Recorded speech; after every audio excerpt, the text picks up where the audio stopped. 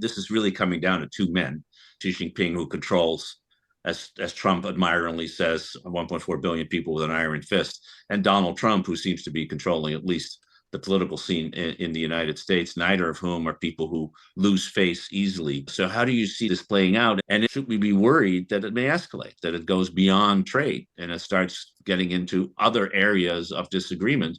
And ultimately, as we saw in the interwar period, trade wars leading to actual wars. Yes, I mean, it's a huge concern. I totally agree with Prashant that neither side is going to back down. So that means, where are we? I think that means it comes down to a question of which side can absorb the most pain.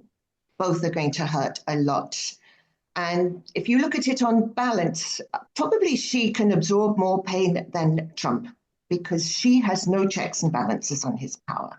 Xi is an absolute authoritarian leader with the power of the security state behind him. Chinese don't dare move against their government. Trump has checks and balances. He has a Congress that could turn against him. He has a Supreme Court that doesn't always do his bidding. I think one of the fears is that in his refusal to back down, he would take that further and further in America and bring even more authoritarianism to America.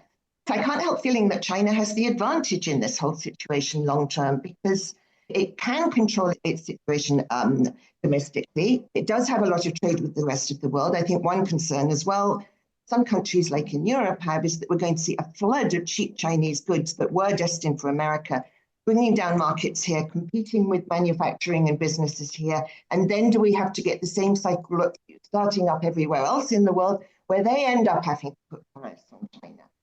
And then if we have like a long-term standoff over this and America is suffering a lot, I would worry that Xi would see this as a good time to go into Taiwan or to make more aggressive moves on Taiwan if he sees a weak America and he thinks that he has an advantage that the world is in chaos, so he could go for Taiwan. That would be my worry.